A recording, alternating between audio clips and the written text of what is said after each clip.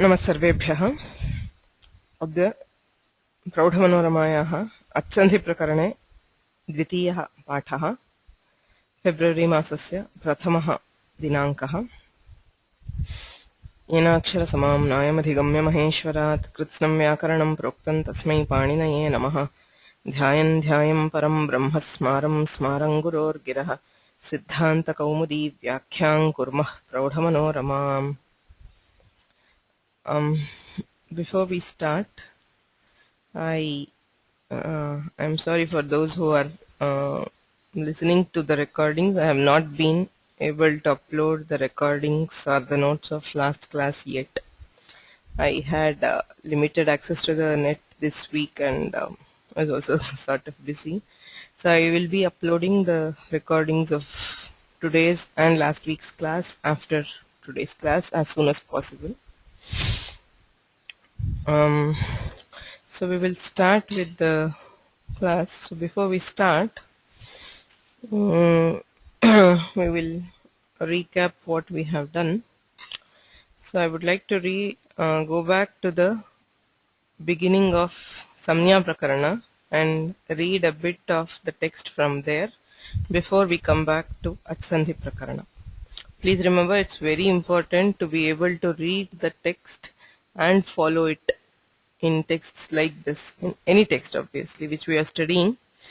It's very, very important to be able to read it correctly and follow it as the text is being read without the help of notes or commentary or whatever. The first time it is okay, but as we move on, we should aim at developing that capacity. So we will be reviewing a bit of the earlier classes, say starting from Samnya Prakarana in each class, and then do a review of last class and then move on to what we have to do today. So I'll read a bit of the Moola from the Samnya Prakarana. I hope all of you have a copy of the text or a soft copy with you. I had uploaded a soft copy of Samnya Prakarana. The rest I will upload in probably a couple of days. So if you don't have a hard copy of the text, please make sure you at least have a soft copy and you follow me as I read.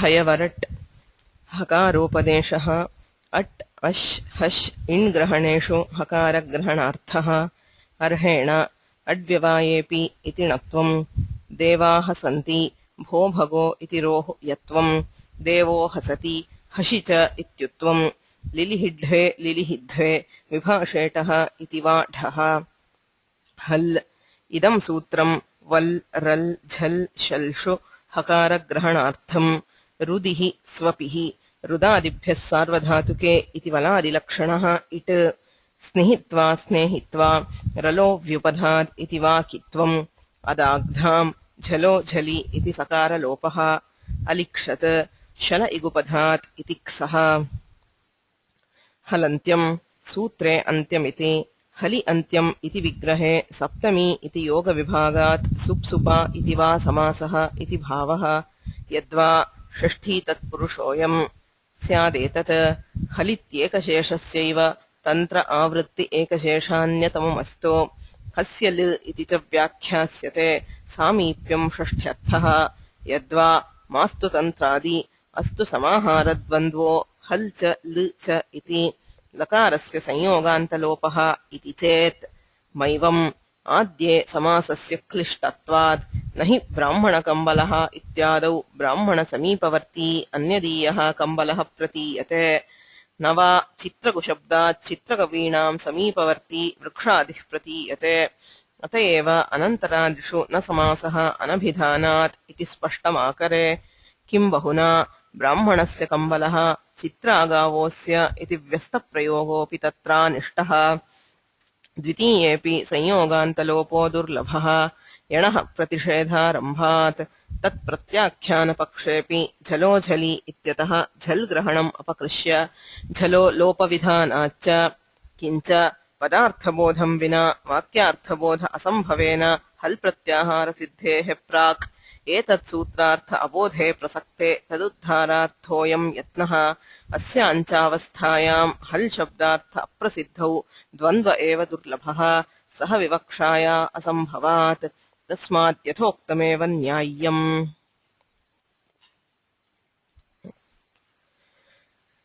इदानीम् अत्सन्धिप्रकरणं किञ्चित् पश्यामः।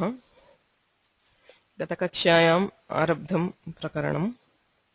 आदौ इको एणचि इति सूत्रम्। तत्र इक् एण् चत्वारः इकः चत्वारः यणः तस्मात् यथासङ्ख्यमनुदेशसमानाम् इत्यनेन स्थान्यादेशनिर्णयः इति मतस्य निराकरणं कृतं भट्टोजी दीक्षितेन। कथं क्रियते? प्रत्याहारेषु तद्वाच्यवाच्ये निरूढा लक्षणा। प्रत्याहारः कश्चित् प्रत्याहारः अक् अच् इत्यादयः तत्र तद्वाच्यवाच्ये प्रत्याहारवाच्याः माहेश्वरसूत्रस्थाः वर्णाः तद्वाच्याः तत्सवर्णाः अणुदित्सवर्णस्य च प्रत्ययः इत्यनेन दीर्घप्लुतादयः। तद्वाच्यवाच्ये अर्थात् दीर्घप्लुतादीनामपि ग्रहणं भवति प्रत्याहारैः। तत्र किं प्रमाणम् इत्युक्ते प्रत्याहारेषु तद्वाच्यवाच्ये निरूढा लक्षणा दीर्घाज्जसि च इति ज्ञापकात् ल्वादिभ्यः इति निर्देशाच्च। दीर्घाज्जसि च इत्यनेन दीर्घात् परस्य पूर्वसवर्णदीर्घः निषिध्यते। पूर्वसवर्णदीर्घ प्राप्तिस्तु प्रथमयोः पूर्वसवर्णः अकः प्रथमाद्वितीययोः अचिपरे। यदि अक् प्रत्ययेन दीर्घाणां ग्रहणमेव न स्यात् तर्हि दीर्घाज्जसि च इति निषेधः व्यर्थः। व्यर्थं सद् ज्ञापयति तद्वाच्यवाच्ये निरूढा लक्षणा इति। अपि च ल्वादिभ्यः इति निर्देशात्। ल्वादिभ्यः इति सूत्रमस्ति लू आदिभ्यः इति स्थिते एणादेशः कृतः पाणिनिना। यदि इको एणचि इत्यत्र इच्छब्देन दीर्घाणां ग्रहणं न स्यात् तर्हि लू आदिभ्यः इति स्थिते एण् सन्धिरेव न स्यात्। अतः प्रत्याहारैः सर्वदा दीर्घाणां सर्वेषां सवर्णानां ग्रहणं भवति इति ज्ञायते। तेन किं भवति? तेन इक्शब्देन षट्षष्टिः गृह्यन्ते एण् शब्देन सप्त। इकः इ उ ऋ लृ तत्र इकार उकारयोः प्रत्येकम् 18 भेदाः ऋकार लकारयोः आहत्य 30 मिलित्वा षट्षष्टिः इकः भवन्ति स्थानिनः। यणः सप्त। भाव्यमानेनापि भाव्यमानेनापि यण गुणानाम् अभेदकत्वात्। तदेव उक्तं भाव्यमानत्वेन सवर्ण अग्राहकत्वेपि भाव्यमानेन सवर्णानां ग्रहणं न इति परिभाषा अस्ति। अणुदित् सवर्णस्य च अप्रत्ययः अविधीयमानः अणु उदिच्य सवर्णस्य संज्ञा स्यात्। अतः यत्र विधीयमानत्वमस्ति तत्र सवर्णग्रहणं न भवति इति परिभाषा। तथापि गुणानाम् अभेदकत्वेन अभेदका गुणाः इत्यपि परिभाषा। गुणाः नाम अनुनासिक निरनुनासिक उदात्तानुदात्त स्वरितादयः अभेदकाः भेदं न कल्पयन्ति इति परिभाषया अनुनासिकानामपि यवलानां ग्रहणात्। अतः य व ल इत्येतेषां प्रत्येकं भेदद्वयं रेफस्य एकम् आहत्य सप्त एण् शब्देन सप्तानां ग्रहणं भवति। अतो नास्ति यथासङ्ख्यम्। स्थानिनः षट्षष्टिः आदेशाः सप्त इत्यतः यथासङ्ख्यत्वं नास्ति because they are not the same in numbers.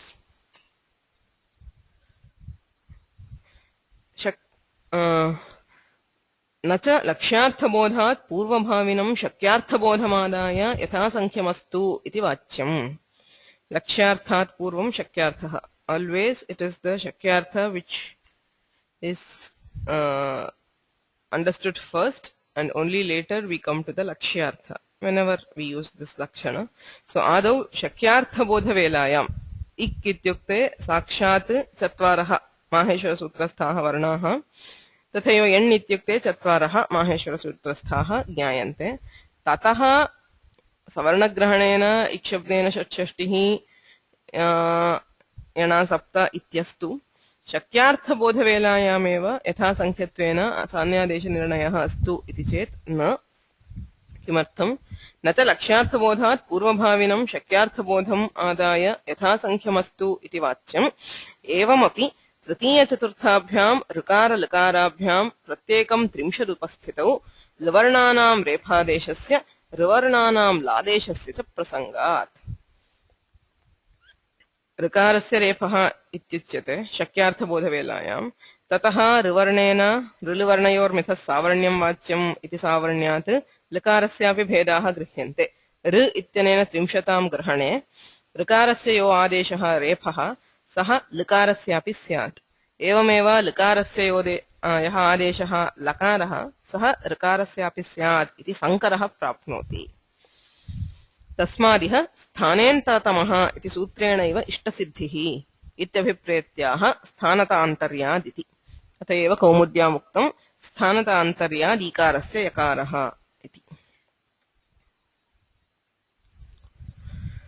अग्रिमं सूत्रं दृष्टमस्माभिः अनचि च। अनचि च इत्यनेन द्वित्वं विधीयते। तच्च विकल्पेन द्वे वा इति यरोनुनासिक इति सूत्रात् वाग्ग्रहणम् अनुवर्तते इति नाज्झलौ इति सूत्रे कैयटः। एवं च तथा सति किं भवति? यदि द्वित्वं वैकल्पिकं तर्हि तत्र सूत्रत्रयमस्ति। त्रिप्रभृतिषु शाकटायनस्य सर्वत्र शाकल्यस्य दीर्घादाचार्याणाम् इति सूत्रत्रयं द्वित्वनिषेधार्थं प्रवृत्तं। तदपि कस्यचिदाचार्यस्य मते द्वित्वं निषिध्यते, पाणिनिमते तु द्वित्वं प्रवर्तते इत्यतः विकल्पः सिद्ध्यति। विकल्पसाधनार्थं प्रवृत्तं सूत्रत्रयम्।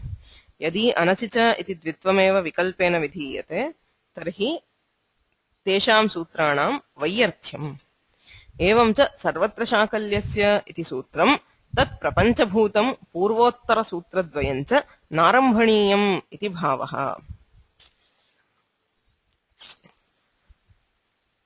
कस्यचिन्मते एषु सूत्रेषु अथवा सर्वत्र शाकल्यस्य इत्यस्य शाकल्यग्रहणं पूजार्थं नाम विकल्पसाधनार्थं आचार्यस्य नामग्रहणं न केवलं गौरवसूचकम् इति। यत्तु दीर्घादाचार्याणाम् इति सूत्रे आचार्यग्रहणं पूजार्थम् इति अभिप्रेत्य वाक् इति भाष्योदाहृते विकल्पे उपपत्तिचिन्तार्थं क्लिश्यन्ते तन्मुधैव पूजार्थतायाः प्रामाणिकैः अनुक्तेः। यदि दीर्घादाचार्याणाम् इति सूत्रे आचार्यग्रहणं पूजार्थं तर्हि निषेधः नित्यः स्यात्, दीर्घात् परस्य द्वित्वं न स्यात्। तथा सति वाक् इत्यत्र द्वित्वविकल्पः न सिद्ध्यति। तन्मुधैव पूजार्थतायाः प्रामाणिकैः अनुक्तेः। त्रिप्रभृतिषु इति सूत्रे शाकटायनग्रहणस्यापि तथापत्तेः। किञ्च दीर्घादाचार्याणाम् इत्यत्र यथा तथा त्रिप्रभृतिषु शाकटायनस्य इत्यत्र शाकटायनग्रहणम् अपि पूजार्थम् इत्युक्ते न च इष्टापत्तिः संस्कर्ता इति त्रिसकारपर कैयट हरदत्तादिग्रन्थविरोधात् स्वग्रन्थविरोधात् च। संस् स कर्ता इति स्थिते अनचि च इति द्वित्वेन सकारत्रयं साध्यते सर्वैः वैयाकरणैः। तत्र स स क इति वर्णत्रयस्य संयोगः अस्ति। यदि त्रिप्रभृतिषु शाकटायनस्य इति द्वित्वनिषेधः नित्यः तर्हि अत्र तृतीयः सकारः न स्यात्, किन्तु सर्वैः प्रदर्श्यते। अतः शाकटायनग्रहणं पूजार्थम् इति न, एवमेव आचार्यग्रहणमपि पूजार्थम् इति न। अत एव प्रातिशाख्यभाष्येऽपि आत्वारथम् इति मन्त्रे तकारस्य द्वित्वविकल्पः उदाहृतः। आत्वा दीर्घात् परस्य तकारस्य द्वित्वं विकल्पेन भवति इति उदाहरणं दीयते। माधवेन च आस्ते इत्यत्र सकारस्य द्वित्वविकल्पः उक्तः। अतः पूजार्थकत्वं नास्ति, विकल्पसाधनार्थमेव आचार्याणां नामग्रहणं, तदपि नावश्यकम् अनचि च इति द्वित्वविधायकसूत्रस्यैव वैकल्पिकत्वात् इति सिद्धान्तः। तेन किं भवति? धात्रंशः इत्यत्र तकारस्य द्वित्वं भवति। धा इति आकारात् परस्यापि तकारस्य द्वित्वं विकल्पेन भवत्येव ततः धात्रंशः धात्रंशः इति रूपद्वयं सिद्ध्यति. Any questions from last class?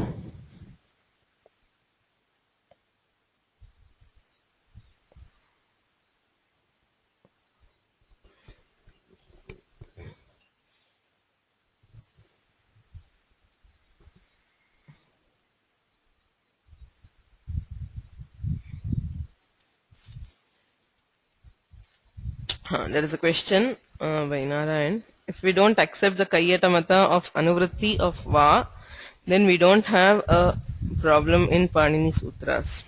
Yes, there is no problem, as in the three sutras will then be essential. If we don't, if Yarono Nasikeno Nasiko va ityatah Vagrahanasya Anuvrittihi yadi नाङ्गीक्रियते तर्हि एतत् सूत्रत्रयम् आवश्यकम्. अर्थात् विकल्पः सिद्ध्यति तेन. But then, yeah, I mean, we would have to find a way of accounting for forms where there is no dvitva. Because if anachicha is compulsory, then it means that unless it falls under the range of these three sutras, yatra dvitva nishedhaha vikalpena uchyate, tad atirichya anyatra sarvatya dvitvam nityam syat. Tatuna drishyate dvitvarahitani rupanyaphi santi. Ata eva vagrahanam anuvartyate. So, and if you look at the Shastri writings, you will find that people prefer, at least traditional scholars prefer to use the form with dvitva rather than without dvitva. But the forms without dvitva are seen everywhere, even from olden days. So,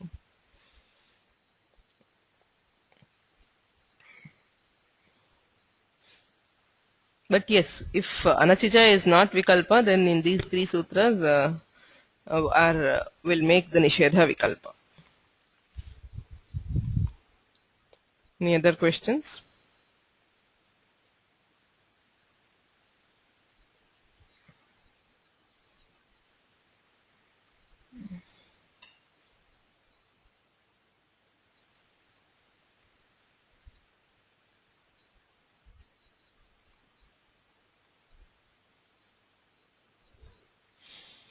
Then we move on. Sthanivaradesho nalvidhau iti agrimam sutram. Does anybody remember the prasanga in which this sutra was brought in the Siddhanta Kaumudi? Kimarthamidam sutram upanyastam kim sadhyate tena.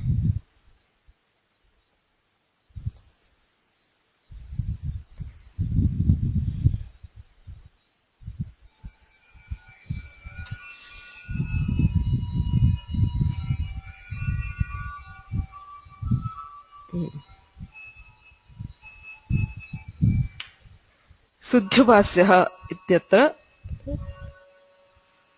sudhyu upasyah iti yanadeshe krite sthanimadbhavasya prasaktihi द्वित्वम् अनचिचा इत्यनेन धकारस्य द्वित्वं करणीयम् तत्र स्थानिवद्भावस्य प्रसक्तिः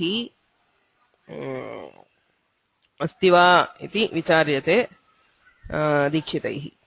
Can anybody explain that thing shortly? What is it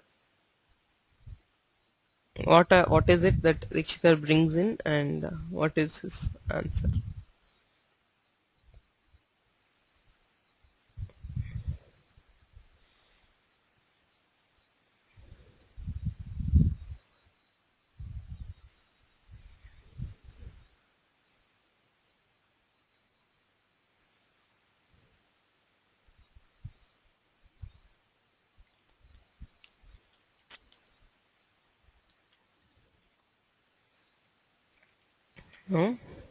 आदेशः स्थानिवत् स्यात् न तु स्थान्यलाश्रयविधौ इति सिद्धान्तकौमुद्यां सूत्रार्थः. इदम् अतिदेशसूत्रम्. Okay, this is one of the sutras which is an atidesha. That is, you impose the properties of one on the other. Sthanivat adesha. Adesha will be like sthani. Arthat sthani dharmaha adeshe atidishyante. the properties of the sthani are imposed on the adesha. Natu sthanyalashaya vidhau iti uttradvayam. Sthanivad adeshah anal vidhau iti nishedhah. किमर्थं कः प्रसंगः सिद्धान्तकौमुद्यां सुध्युपास्यः इत्यत्र यणादेशे कृते अनचिच इत्यनेन धकारस्य द्वित्वं क्रियते. सुध य अचः परस्य यरः अचः उकारात् परस्य यरः नाम धकारस्य द्वे वा स्तः न तु अचि. अग्रे यकारः अस्ति सः न अच् तस्मात् धकारस्य द्वित्वं क्रियते. तत्र स्थानिवदादेशः इत्यनेन yakarasya ikaratvam sampadhyate. So if we apply sthanivat bhava here, adeshaha nama yakaraha, sthanivat nama ikaravat. Ikarasya sthane yakara adeshah kritah, sthanivat ikaravat syat. Ikaravat nama atra achtvam ikaranishthah achtva dharmah atra atidishyate. The property of of being an ach is brought over from the sthani ikara to the adesha, which means yakara can be treated as an ach. So if yakara is an ach, anachicha iti dvitvam na bhavati. Yatohi anachi, achipare dvitvam na bhavati. Yakaraha sthanivadbhavena yadi ach, tarhi dhakarasya dvitvam na bhavati kila iti akshepaha dikshitaihi uktaha. Nachaiha yakarasya sthanivadbhavena achtvena द्वित्व निषेधः शङ्ख्यः. अनचिच इति द्वित्व निषेधः शङ्ख्यः अनल्विधौ. तत्रैव अनल्विधौ इति निषेधः अस्ति. स्थानिवदादेशः अनल्विधौ. अल्विधौ स्थानिवद्भावः न भवति. अल्विधिः नाम स्थान्यलाश्रय विधिः. यत्र एकम् अलम् आश्रित्य विधिः प्रवर्तते. So when the karya which you are doing depends on a single letter, al is a letter, so when it depends on a single letter, then there is no sthanivat bhava. Now the thing we are trying to do is the dvitva nishedha. Dvitva nishedha achi achrupam ekam alam ashritya pravartate, ataha asmin vidhau sthanivat bhavah nasti dvitvam bhavatyeva iti uttaram. So that is the prasanga of the entire sutra in the Siddhanta Kaumudi. So there we do not understand where does sthanivat bhava actually apply. Right? Sthanivat bhavaha atra bhavati va iti prashnam uttapya na bhavati iti uttaram dattam. Kintu kutra bhavati sthanivat bhavaha iti uttaram tatra na diyate. Sthanivadadeshaha atra tu asti. स्थानिवदादेशः इति प्रतीके धात्वंग कृत तद्धिताव्यय सुप्तिं पदादेशाः इति प्राचोक्तम्. प्रक्रिया कौमुद्यां किमुच्यते? स्थानिवदादेशः इत्यत्र कीदृशः आदेशः इति निर्णीयते. धातु अंग कृत तद्धित अव्यय सुप तिंग पदादेशाः. पदानाम् आदेशाः. So आदेशस् for these. आदेशस् for a dhatu, anga, कृत तद्धिता अव्यय सुप तिंग पद. एतेषाम् आदेशाः स्थानिवत् स्युः इति प्रक्रिया कौमुद्याम् उक्तं Rambhadra दीक्षितेन. Okay. So now Dikshita tries to see if this is essential. दीक्षितानां मते आदेशः आदेशमात्रं सर्वेपि आदेशाः स्थानिवत् भवन्ति इति उच्यते. प्रक्रिया कौमुद्यां तु एते आदेशाः इति उक्तं. तस्य किं प्रयोजनं? किं तत् परिगणनम् उदाहरणमात्रं वा? Is it a pariganana? Pariganana as in saying only adeshas of these 8. Dhatvanga krittadhita avya supting padanameva adeshaha sthanivat bhavanti iti va udaharanamatram va athava etadrishaha adeshaha iti udaharanam va iti prashnah. Nadyaha. Adyaha nama parigananam iti vaktum na shakyate. अर्थात एतेषामेव आदेशाः स्थानिवत् भवन्ति न तु अन्ये आदेशाः इति वक्तुं न शक्यते. किमर्थं? सिच् क्स चङ् अङादीनां श्नादेशस्य शानचः च असङ्ग्रहापत्तेः. So which means these adeshas will be excluded from the purview of those. Sich ksa chang ang. Lunglakare. If you look at the lunglakara prakriya of dhatus in tigantas, chli lungi. Chli iti vikarana pratyayah vidhiyate lunglakare sarvebhyah dhatubhyah. Okay, for all dhatus, you add chli as the vikarana pratyaya in lung. For that chli, there are various adeshas which are given. Chlehe sich ityanena chli pratyayasya sthane sich iti adeshah kriyate. Shalai gubadha danitah ksaha ityanena chlehe ksa adeshah. Nishrid drusrubhyah kartari chang ityanena chang. Asyati vaktikhyaatibhyah ang ityanena ang. Chinte padaha ityanena chin. इत्यादयः आदेशाः च्लेः भवन्ति. Okay, सिच क्स चंग अंगादीनाम आदिपतेन चिणादीनाम ग्रहणम. So all these are adeshas for sich. Now this all these are adeshas for chli. Okay. Now chli is not included under that. Dhatu, what is that? Dhatu anga krit tadhita avyaya supting padadeshaha. Dhatu anga, it is not a dhatu, it is not an anga, it is not krit, not tadhita, not avyaya, not pada, none of those. Okay, it does not fall under any of those. Sup ting padadeshaha. It is not sup or ting. So, which means that this adesha will not be sthanivat. Right? Yadi parigananam धात्वंगादीनाम आदेशाः एव स्थानिवत् भवन्ति इति यदि परिगणनं क्रियते तर्हि च्लेः आदेशाः धात्वादिषु न अन्तर्भवन्ति. तथा सति किं भवति? स्थानिवद्भावः नास्ति इत्युच्यते. कः दोषः? तेषां स्थानिवत्वाभावे, if they are not like sthanivat, if they are not like the sthani, that is chili, श्लेहे धर्मः यदि नारोप्यते आदेशेषु अवादिष्टाम् इत्यादिषु इट् न स्यात्. वदव्यक्तायां वाचि इति धातुः, तस्मात् लुङ् लकारः अडागमः क्रियते. सो तिप् तस् झि द्विवचने प्रथमपुरुषे द्विवचने तस् प्रत्ययः, तस्य ताम् आदेशः, तस्थस्थमिवां तान्तामः इति अवदताम् इत्यस्ति. इदानीं च्लि लुङि इत्यनेन लुङ्लकारे परे धातोः च्लि प्रत्ययः क्रियते. सो च्लि is a Pratyaya, it is a विकरण प्रत्यय. श्लेः सिच् इत्यनेन च्लि प्रत्ययस्य स्थाने सिच् इत्यादेशः क्रियते. सो सिच्चि सकारः शिष्यते. अवद् स ताम् वदव्रजहलन्त्यस्य चः इत्यनेन वृद्धिः वद् इति स्थिते वाद् इति भवति. अवाद् स ताम्.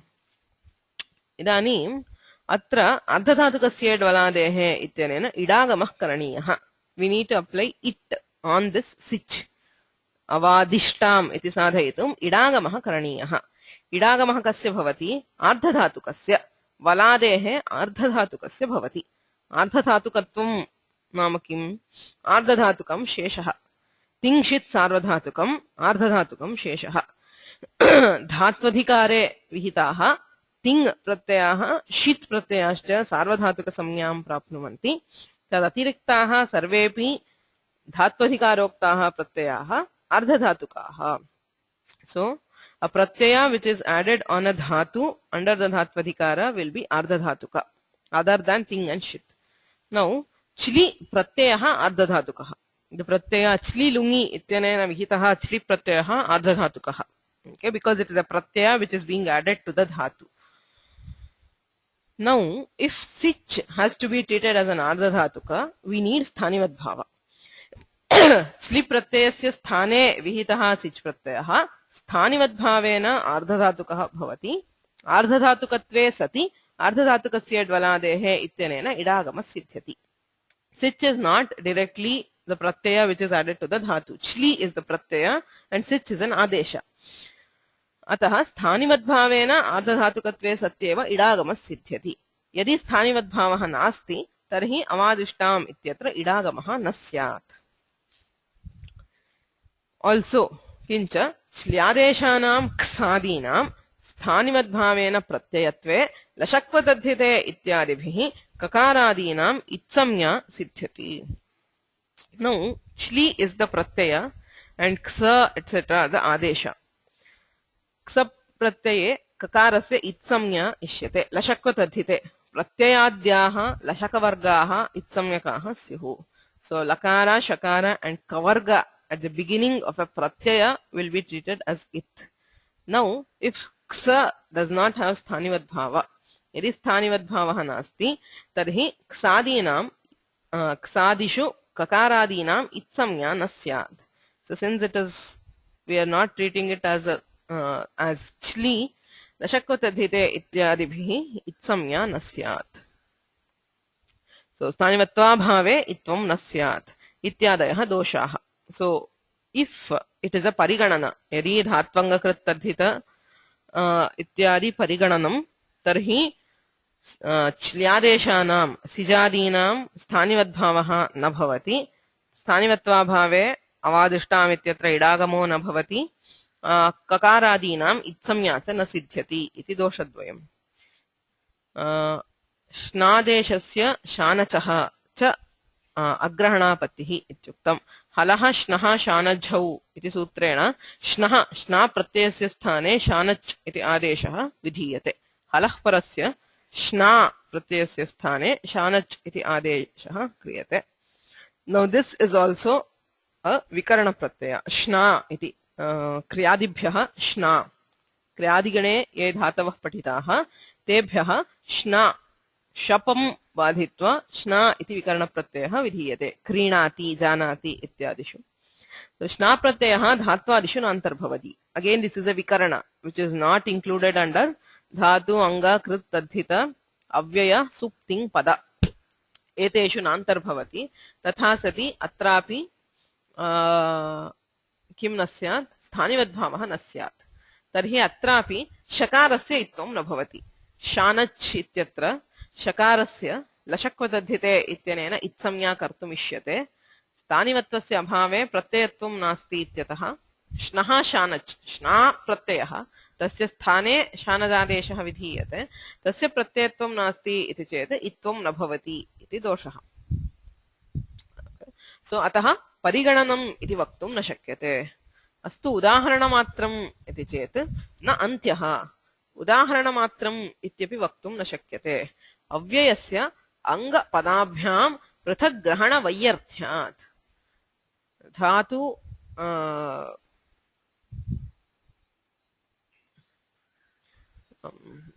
किं तत्, sorry, I keep forgetting the second part there. धातु अंग कृत् तद्धित अव्यय सुप्तिङ् पदादेशाः इत्यस्ति. धातु अंग कृत् तद्धित अव्यय इत्यस्ति. अव्ययग्रहणं किमर्थम्? An अव्यय will either be an anga, I mean will be both an anga and a pada. Okay, अव्ययम्, अव्ययात् किं क्रियते? सुप्रत्ययः क्रियते. अव्ययादाप्सुपः इत्यनेन तस्य सुप्रत्ययस्य लोपः भवति. Supratyaya is deleted, only the prakriti will remain. It is an anga with reference to the supratyaya. Or if you take the prakriti lakshana for the deleted supratyaya, it is also a pada. Okay.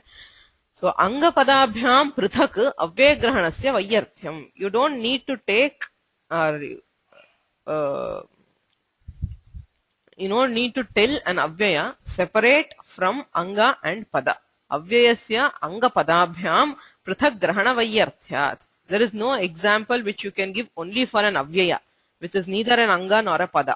Any example you give will always be covered either under anga or under pada. Tatha sati avyaya grahanam kimartham vyartham. You cannot find an example for that avyaya. Avyayam angamapi bhavati pratyalakshणेन padamapi bhavati. Atah tat पृथक्तया grahanam vyartham. Prastutya iti vrittikaroktam तदुदाहरणमपि मन्दम्. So किम् उदाहरणं दीयते अव्ययस्य इति चेत् प्रस्तुत्य इति दीयते. किं प्र उपसर्गपूर्वकस्य स्तु धातोः क्त्वा प्रत्ययः, तस्य समासे अनैपूर्वे क्त्वो ल्यप् इत्यनेन ल्यबादेशः. क्त्वा इस् रिप्लेस्ड बाय ल्यप्. प्रस्तु क्त्वा इत्यस्ति. प्रस्तु ल्यप् इत्यनेन ल्यबादेशः क्रियते. सो ल्यपः स्थानिवत्वेन कृत्वे ह्रस्वस्य पितिकृति तुक् इति तुगागमः. प्रस्तु य इत्यस्ति. ह्रस्वस्य पितिकृति ल्यप इति पित् प्रत्ययः. कृति, if it is a कृत् प्रत्यय, we can have the tuk agama. That is how it becomes prastutya. Takarah agamattvena kriyate. Pitikriti, if the pratyaya is a krit. Now lyap is not a krit pratyaya by itself. Right? Ktva iti krit pratyayasya tasya krit pratyayah tasya sthane lyabadeshah kriyate. Tasya sthanivadbhavena Kritve, the krit property of being krit of ktva is being imposed on yap. So it is pit by itself and it is krit by sthanivat bhava. So we have the tugagama. Okay. So lyapaha sthanivatvena kritve rasvasya pitikriti tuk iti tugagama sthidhyati. So that is the example of sthanivat bhava. Sthanivatva abhave tuk nasyat. This is given as an example for an avyaya. But now he says prastutya iti vrittikaroktam tad udaharanam api mandam dushtam ityarthah natu suktam udaharanam kimartham ktva matrasya anavyayatvat. It is not an adesha for an avyaya. Ktva iti pratyasya sthane lyap iti adeshah kriyate. Ktva matrasya anavyayatvat.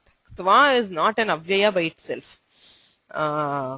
Ktvatosun kasunaha iti sutrena ktvantasya avyaya samya.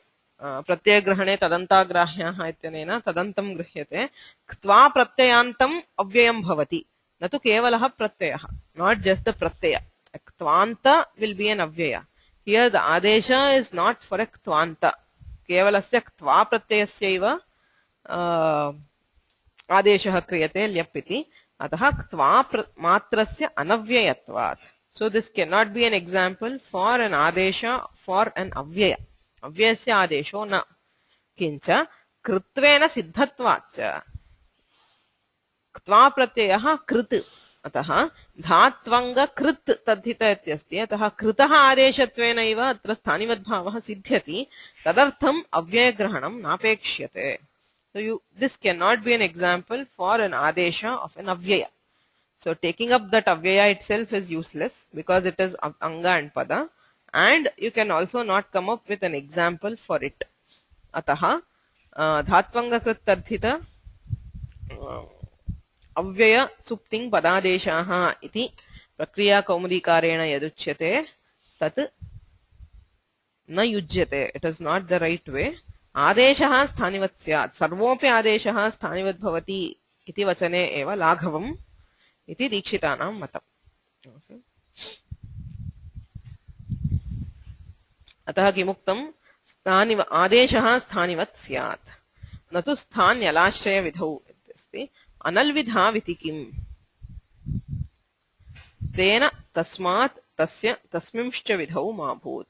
Anal vidhihi ityasti. Vidhigrahanam kimartam. Sthanivad adeshaha anal analaha ityeva vaktum shakyate. Arthat alaha adeshaha na bhavati athava al adeshaha sthanivad na bhavati iti vaktum shakyate. Vidhigrahanam kimartham iti prashnasya ashayah. Tatra samasaha chaturdha kriyate. In anal vidhi we do a samasa in 4 ways. Tena tasmad tasya tasmimshcha vidhau ma bhut. Tena nama ala vidhihi iti ekah vigrahah. Tasmat nama alah parasya alaha iti panchami alaha vidhihi. Tasya nama shashti alaha vidhihi. Tasmin ali vidhihi iti chaturvidhopi vigrahah svikaryaha vidhau ma bhut. So in all these cases there is no sthanivat bhava is what he says. Okay. So because for this we have that anal vidhi. Anal vidhi grahane chaturvidhaha api vigrahah svikriyate. Tatra sarvatra sthanivat bhavah na bhavati. In all these 4 cases sthanivat bhava is prevented by taking this what anal vidhi, the vigraha, in 4 ways. Tatra ala vidhau yatha vyudhoraskena ala vidhau sthanivat bhavah na bhavati ityatra kimudaharanam. Vyudhoraskena iti udaharanam diyate. Okay.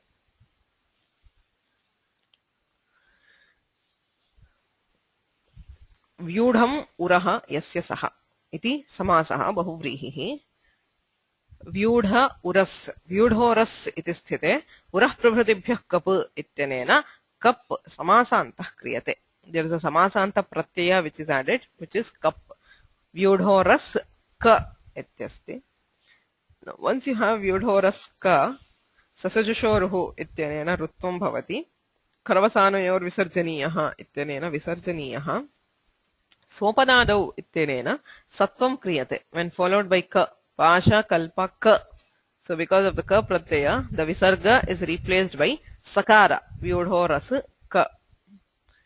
Idanim tasmat tritiyaikavachane ta pratyayah kriyate. Tasya tang asingasam inatsyaha ityanena inadeshaha. Vyodho raska ina. Adgunaha ityanena gune vyodho raskena. Idanim atra natvam bhavati va iti prashnaha. Should we have natva for this nakara? Atkupvangnum vyavayepi rashabhyam nonas samanapade ityuchyate. Atra repha asti tasmat parasya nakarasya atkupvangnum vyavayepi ityanena natvam bhavati va iti prashnaha. Bhavati va, will nakara be converted to nakara or not?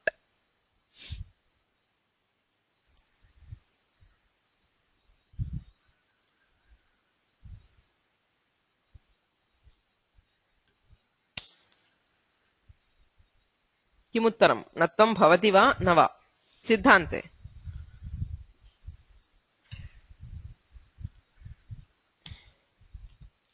नत्वं न भवति कुतो न भवति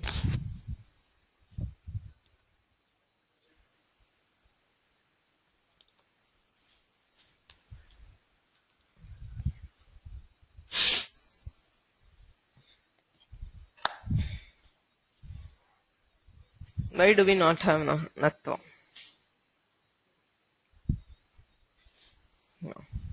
sakarasya adadishu anantarbhavat na bhavati iti satyam. So what do we have here? Vyudho repha atra asti nakarah atra asti tayor madhye akara sakara kakara ekaraha chatvaro varna vidyante tatra एते सर्वेपि वर्णाः यदि at कुप् वाङ् नुम् इत्येतेषु अन्तर्भवन्ति तर्हि णत्वं स्यात्. अत्र तु अकारः एकारश्च अट् ककारः कु किन्तु सकारः एतेषु नान्तर्भवति. इट् इस् नाट् अट्, इट् इस् नाट् कवर्ग पवर्ग आङ् और नुम्. अतः णत्वं न भवति इति स्थितिः. सिद्धान्ते न भवति. किन्तु यदि स्थानिवद्भावः क्रियते अत्र सकारस्य स्थानिवत्वान विसर्गवत्. सो स्थानिवत् सकारः कस्य आदेशः सोपदादौ इत्यनेन विसर्गस्य स्थाने सकारादेशः. यदि अत्र स्थानिवद्भावः क्रियते आदेशः स्थानिवत् स्यात् तर्हि विसर्गस्य धर्मः अत्र अतिदिश्यते. विसर्गः अट्. विसर्ग अनुस्वार all the ayogavahas they are included both under at and shar. Okay, so that is a siddhanta. यद्यपि माहेश्वर सूत्रेषु तेषां ग्रहणं नास्ति तथापि अटि शरि च अन्तर्भवन्ति इति सिद्धान्तः. हा, तत्र सकारस्य स्थानिवत्वेन विसर्गवत् अट्त्वम् आश्रित्य. So now it became sakara becomes an at. If it is like the sthani at vat bhavati tarhi attvam ashritya advyavaye iti natvam praptam. So since it is also at nakarasya natvam prapnoti sthanivad-bhave krite. Kintu ala vidhau sthanivad-bhavah nasti. Sthani visargah al. The sthani is a visarga which is an al, a single varna. Tena ala vyavadhanam ashritya natvam pravartate. Ala vidhihi nama ala vyavadhanam. Ekena ala vyavadhanam ashritya natvam atkupvangnum vyavayepi iti natvam pravartate. Ataha अलविधौ स्थानिवद्भाव निषेधात् अलविधिः नाम अत्र अलाविधिः इति विग्रहः अलाविधौ स्थानिवद्भाव निषेधात् नत्वं न भवति.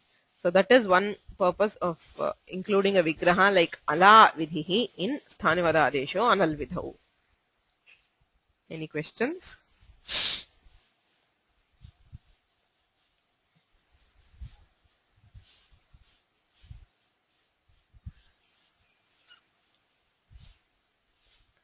अलः परस्य द्यौः पन्थाः हल्ज्ञादिलोपो न.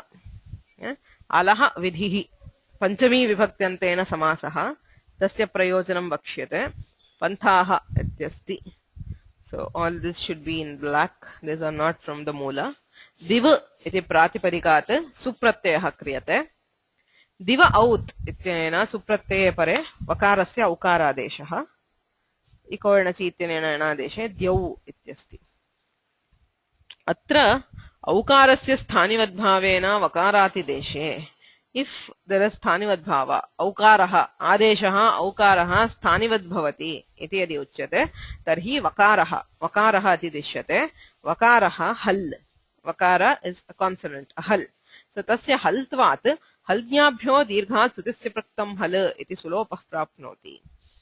हलः परस्य सुप्रत्ययस्य लोपः स्यात् इत्यनेन सुप्रत्ययः लुप्येत। There should be elision of sakara if there is sthanivadbhava and aukara is treated as vakara. Ayam alah parasya vidhihi, the vidhi hal jnabhyah iti sthani vakaraha al tasmad alah paratvam ashritya sulopah pravartate. We do the sulopa which is alah para. सुलोपः अलः परत्वम् आश्रित्य प्रवर्तते. It is an अलः विधिः, अलः नाम पंचमी, okay, अलः परस्य विधिः, तस्मिन् विधौ स्थानिवद्भावः नास्ति। अलः परस्य विधौ स्थानिवद्भाव निषेधात् न भवति. So we can not have we will not have sthani. This is an example of sthanivadbhava nishedha for alah parasya vidhihi. There is a question which says इको एणचि इत्यपि न भवति. If we do sthanivadbhava for aukara being vakara, then we can also not apply इको एणचि, okay, because it is not an ach. True, but then it won't be an example for alah parasya vidhihi. It will be an example for ali vidhihi. Right? Achi pare yaha kriyate, so tatra sthanivadbhavah na bhavati. Okay, it is also ala vidhihi, alaha vidhihi and ali pare vidhihi. So here his intention is giving an example for alah parasya vidhihi. Ataha halgyadi lopah na bhavati. Halgyadi lopah alah parasya vidhihi. So panthaha ityapi dattam. Pathin shabdah nakarasya pathimathirubhuksham at ityanena akaradeshah kriyate. Pathi a. Okay, so there are other sutras which apply thonthaha etc. to derive panthaha. तत्र आकारः नकारस्य स्थाने आकारादेशः कृतः, तस्य स्थानिवद्भावेन नकारातिदेशे पुनः तत्रापि हल्ज्ञादिलोपः स्यात्. Very similar. इफ आकार इज ट्रीटेड एज अ नकार, हल्ज्ञादिना सुलोपः स्यात्, स्थानिवद्भावः न भवति. अलः परस्य विधौ स्थानिवद्भावः नास्ति. अलो विधौ द्युकामः. अलः विधिः अत्र षष्ठी. द्युकामः वलिलोपो न इत्यस्ति. दिव काम इति समासः, दिवः कामः इत्यत्र.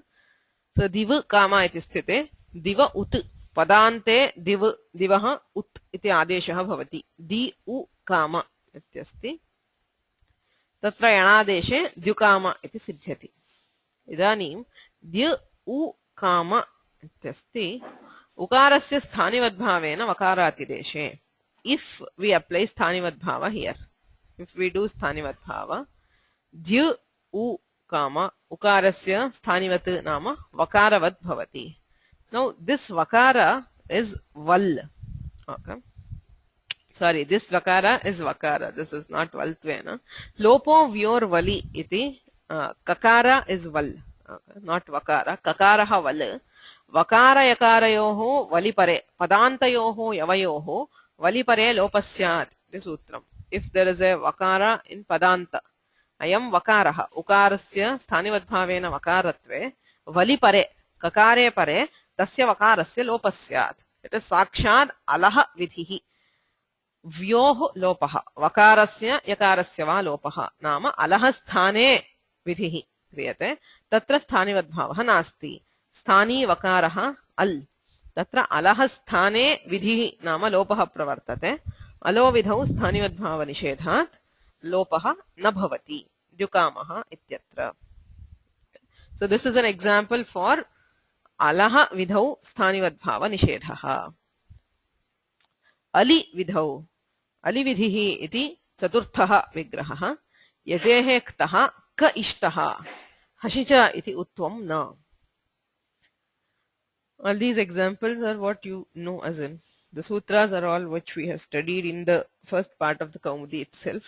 So कः इष्टः कस् इति किं शब्दः तस्य प्रातिपदिकम् अस्ति we will keep it at the stage of कस् ओके किम् इत्यत्र सुप्रत्ययः क्रियते तत्र किमः कः इत्यनेन कादेशः कस् इत्यस्ति यज् धातोः क्त प्रत्ययः क्रियते भूते कर्मणि क्त प्रत्ययः यज् क्त वचिस्वपि यजादीनां किति इत्यनेन सम्प्रसारणं भवति यज् धातोः यजादीनां किति कित् प्रत्यये परे यजादयः केचन धातवः so yaj is the first so for that there is samprasarana ig yanas samprasaranam yanah sthane ik nama yakarasya sthane ikarah samprasaranatvena bhavati so there is purva rupa by samprasaranacha there is ij ta and then we derive ishta okay that is all not relevant for this okay we do shatva and then there is shtutva so now you have kas ishta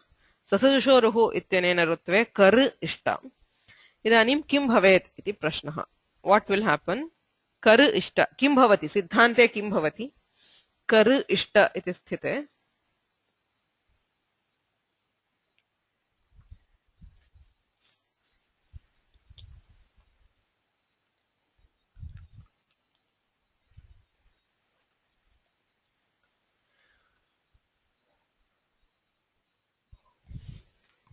सिद्धान्ते कथं क इष्टः इति सिद्ध्यति क इष्टः इति रूपमपि दत्तं कथं साधयामः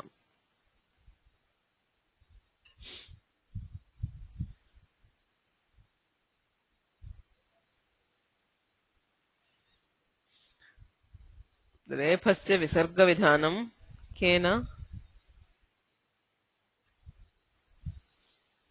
how do we have a visarga for the refa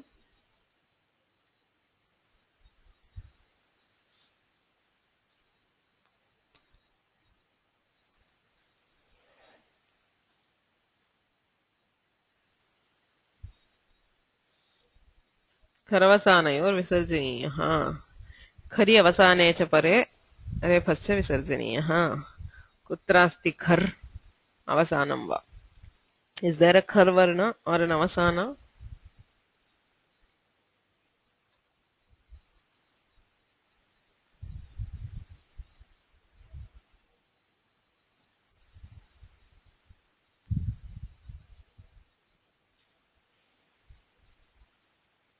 so what do we do how do we derive ka ishtah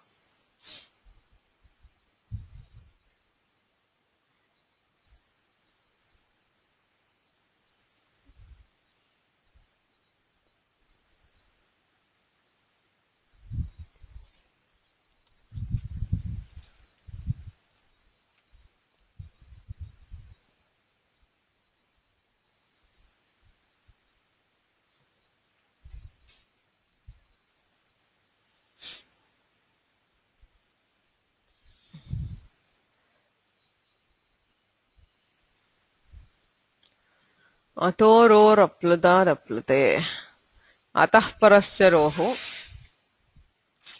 अप्लुते अप्लुतादतः परस्य रोः अप्लुते अकारे परे उत्तमम् कुत्र अस्ति अप्लुतः अकारः अतः परस्य अतिपरे इदं सूत्रं प्रवर्तते अतिपरत्वं नास्ति हशि च हश् अस्ति वा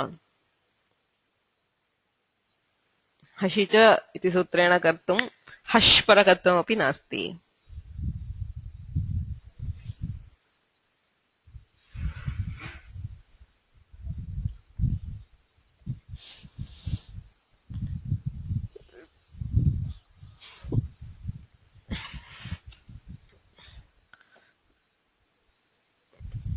सूत्रमपेक्ष्यते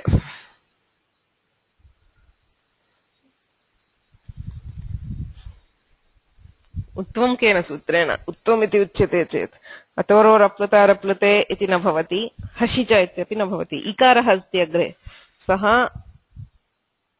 न अत् नापि हश् the common sutra wherever we have visarga lopa abba finally bho bhago agho apurvasya yoshi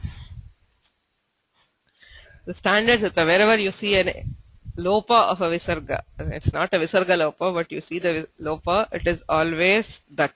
It has to be that. Bho bhago agho apurvasya yoshi ityanena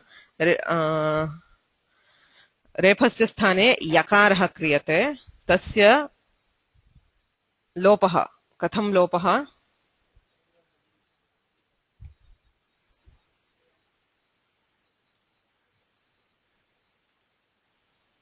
Lakshmi लोपशाकल्यस्य yeah so लोपशाकल्यस्य इत्यनेन तस्य यकारस्य लोपः okay so that is how we have ka ishtah siddhante tatha rupam wherever you see a visarga lopa or I mean it seems like it is apurva bho bhago agho apurva ka ityatra akarah purvatvena asti so भो भगो अघो अपूर्वस्य योषि इत्यनेन यत्वं यकारस्य लोपशाकल्यस्य इत्यनेन लोपः कैष्टः okay this is the only sutra which is there for what we call a visarga lopa atra visarga eva na bhavati there is no visarga but when we see it as an example for visarga lopa ha so that is the siddhanta siddhante tatha bhavet kintu yadi atra sthanimadbhavah syat इकारस्य स्थानिवद्भावेन यकारातिदेशे इकारः आदेशः वचिस्वपि अजादीनां किति इत्यनेन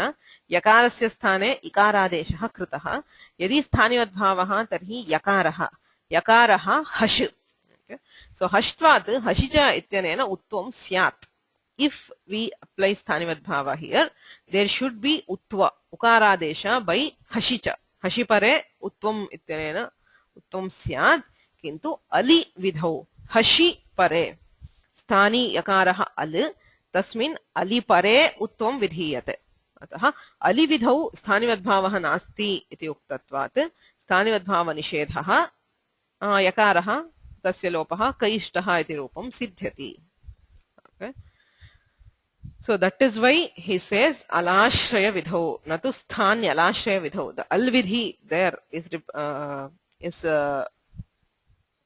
compounded in four ways right ala vidhihi alah vidhihi alah parasya ityarthah alo vidhihi ali vidhihi so all these together he puts it as nadu sthanyalashreya vidhau sthaninam alam ashritya yah kopi vidhihi kenapi prakarena ashritya it need not be a karya directly for that al so alam ashritya ala vyavadhanam ashritya va tasya tasmat parakatvam ashritya va अथवा तस्मिन् परे वा अथवा तस्य स्थाने यो विधिः सर्वत्र स्थानिवद्भाव निषेधः न तु स्थान्यलाश्रय विधौ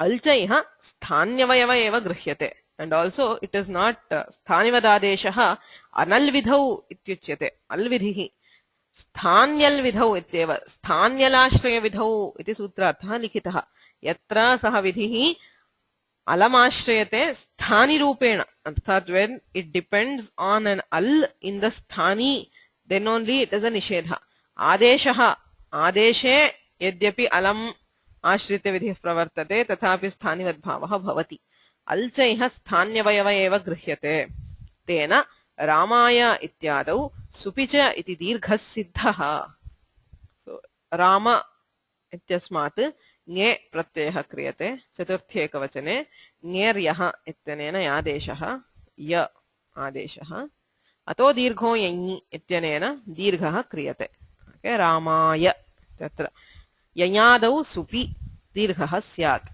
अदन्तस्य अङ्गस्य this is यै and it is sup and therefore we do a दीर्घ so now for ato दीर्घो यै to apply we have two conditions यञादौ सुपि यञादित्वम् अपेक्ष्यते सुप्त्वं च अपेक्ष्यते यञादित्वं स्वतः सिद्धम् it is yakara is there so it is already there in the adesha sthanivadbhavena suptvam now we need sthanivadadeshah ityanena suptvam apekshate ya is not sup by itself nge is sup ya iti na sup sthanivadadeshah ityanena sthanivadbhavat suptvam ishyate now this ato dirgho yahi is an alvidhi किमर्थं ययि ययादौ सुपि ययि रूपम् अलम् आश्रयते अयं विधिः ययि रूपम् अलम् अलिपरे एव अयं विधिः अलिविधिः अल्विधिः अतः अतो दीर्घो यञि इति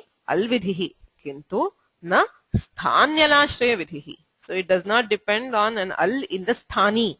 The al is already present in the adesha. Adeshe vidyamanam alam ashritya ayam vidhi pravartate na tu sthanini vidyamanam alam. Now the sthanivad bhava is for the suptva part of it. Sup is not al nishtha. It is not present in a single al. It is present in nye. Suvaujas amauchas tabhyam phis nye iti nye iti samudaya nishtha dharmaha suptvam na tu al nishtha. So for the sthanivad bhava which we require the sup, now that is not al nishtha dharma, and it depends on an al which is present in the adesha, not in the sthani. Ataha al chaiha sthanyavayava eva grihyate tena ramaya ityadau supicha iti dirgha siddhaha tadvidhau hi yanyaditvam ashritam yaicha adeshavayavaha natu sthanyavayavaha. So sthanyalashaya vidhau eva nishedhaha yatra saha vidhihi sthanibhutam alam ashritya pravartate tatraiva sthanivad bhava nishedhaha. Yatra adeshe स्वतः विद्यमानम् अलम् आश्रित्य प्रवर्तते तत्र स्थानिवद् भाव निषेधः नास्ति अर्थात् स्थानिवद् भावः भवति. So this Ramaya is an example for sthanivad adesha anal vidhau where it actually applies. All the examples we saw, whether it is Sutyapasyaha or the 4 examples which Dikshitar gave here, they are all for sthanivad bhava nishedha, where sthanivad bhava does not apply. So where does it actually apply? One of the examples is Ramaya. Atra sthanivad bhavena yadeshasya suptvam ashritya ato dirgho yञि ityanena dirghah kriyate. Any questions? So tadetat sakalam abhipretya aha natu sthanyalashya vidhau. So when he makes that one word, when he says that sthanyalashya vidhau, so the sthani, it includes all this. First thing, that the vidhi should depend on the sthani al and alashraya vidhi, depending on the al in any of these 4 ways. Ala, alah parasya, alaha, aliva. So all this put together he puts in a single word. That is the greatness of the Sutrartha of Kaumudi. Okay, how he manages to put so much into a single word. Okay, in the first reading of Kaumudi it is impossible to appreciate all of it. But Dikshitar thinks so much into each word of Sutrartha that he writes in the Siddhanta Kaumudi. That is why it is a Siddhanta Kaumudi. He puts the Siddhanta, not the argument of why it is there. It is just there. So to appreciate that, we need to go to the other texts. So tadetat sakalam abhipretya aha natu sthanyalashaya iti. Kimuchtam adeshah sthanivat syat natu sthanyalashaya vidhau. Iti Kaumudyam panktihi. Any questions?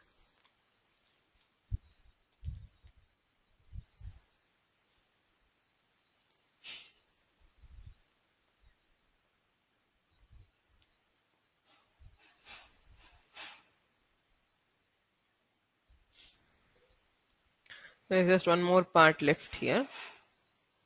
Ashrayanam chaiha yatha kathanchit natu pradhanyenaiva ityagraha. Alamashritya pravartate natu pradhanyenaiva. It need not be pradhana. The al in that need not be pradhana, whether it is a visheshana or a visheshya. So both of them will do. Ashrayanam chaiha yatha kathanchit natu pradhanyenaiva iti agraha. Tena prapathya ityatra valadi lakshanaha it na. Okay, in na ityasti it na iti chedaha. Kimasti pra upasarga purvakat पठ धातोः क्त्वा प्रत्ययः क्रियते समासे अनैपूर्वे क्तोल्यप इत्यनेन ल्यबादेशः. Now this lyap, if we do sthanivad bhava, ardhadhatukasya dvaladehe ityanena idagamah prapnoti. Valadehe ardhadhatukasya idagamah syat. Now ktva is a valadi ardhadhatuka, whereas ya is not valadi. Now Valadehe ardhadhatukasya idagamah vidhiyate. Valadehe iti ardhadhatukasya visheshanam. Actually idagama is for the ardhadhatuka. So ardhadhatuka is pradhana and valadi is apradhana. So apradhanena alam ashritya ayam vidhi valadehe ardhadhatukasya iti apradhanena I mean val alashrayatvam apradhanena natu pradhanyena. So apradhanasyapi alaha ashrayane sthanivad-bhavah nishidhyate आश्रयणं चैह यथा कथञ्चित् न तु प्राधान्येनैव अतः वलादिलक्षणः इट् न भवति. There is no स्थानिवद्भाव here because the विधि आर्धधातुकस्य वलादेः डिपेंड्स इज एन अल् विधि अलः विधिः अतः अप्राधान्येन अलः आश्रयणे अपि विधिः न प्रवर्तते. सो तन्निषेधाद् इति स्थानिवत्वनिषेधात् इत्यर्थः. का पंक्तिः इति स्थानिवद्भावेन यकारस्य अच्त्वात् अनचि इति द्वित्वनिषेधः न शङ्क्यः अनल्विधौ इति तन्निषेधात् इति पंक्तिः. सो दिस् प्रसंग is as I said in शुद्धिपास्यः. शुद्धिपास्यः इत्यत्र स्थानिवद्भावेन यकारस्य अच्त्वात् सो ईकार विच इज एन अच् अनचि इति द्वित्वनिषेधः न शङ्क्यः अनल्विधौ इति तन्निषेधात्. सो स्थानिवदादेशः अनल्विधौ अयम् अल्विधिः अनचि च अचिपरे द्वित्वं न भवति इति अलम् आश्रित्य प्रवर्तते विधिः अल्विधिः अल्विधौ स्थानिवद्भावः नास्ति इत्यतः धकारस्य द्वित्वं भवति सुध ध उपास्यः इति सिद्ध्यति. सो इको एणचि. So it's just that if we do स्थानिवद्भाव there would not have been द्वित्वा. There is no स्थानिवद्भाव अतः द्वित्वं भवति सुध U उपास्यः. So next he brings in अचः परस्मिन् पूर्वविधौ, which we will see in the next class. Any questions?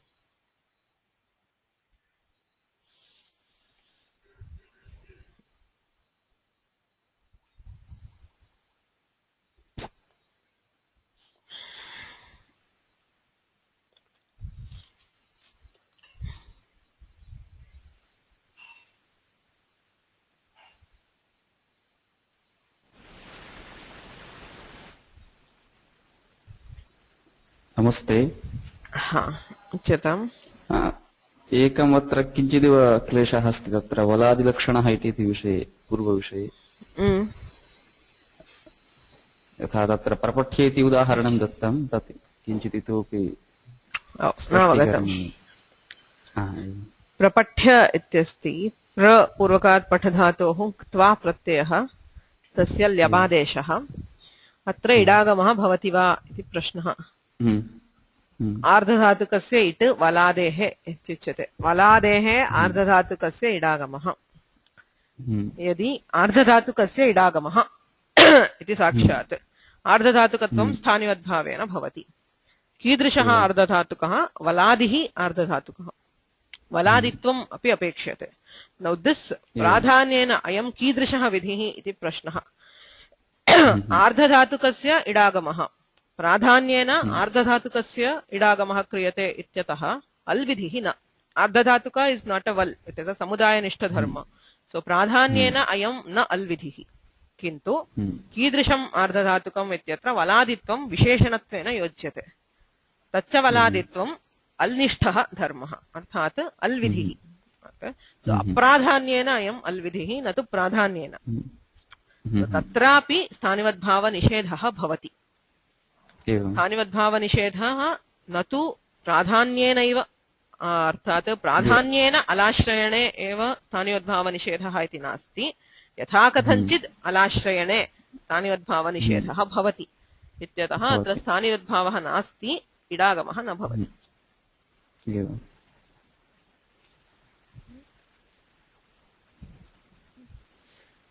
Any other questions?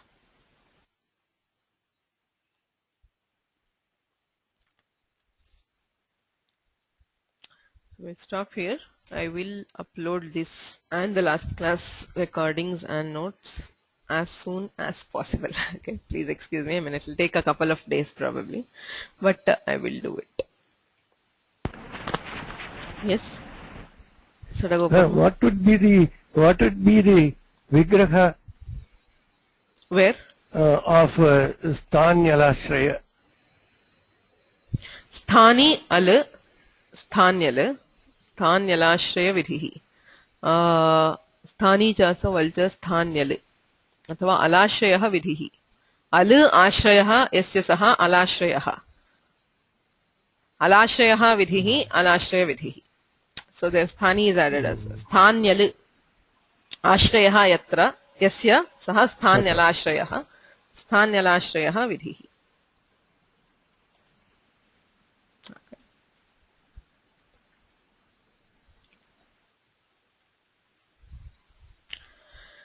ध्यायन् ध्यायं परं ब्रह्म स्मारं स्मारं गुरोर्गिरः सिद्धान्तकौमुदी व्याख्यां कुर्मः प्रौढमनोरमाम्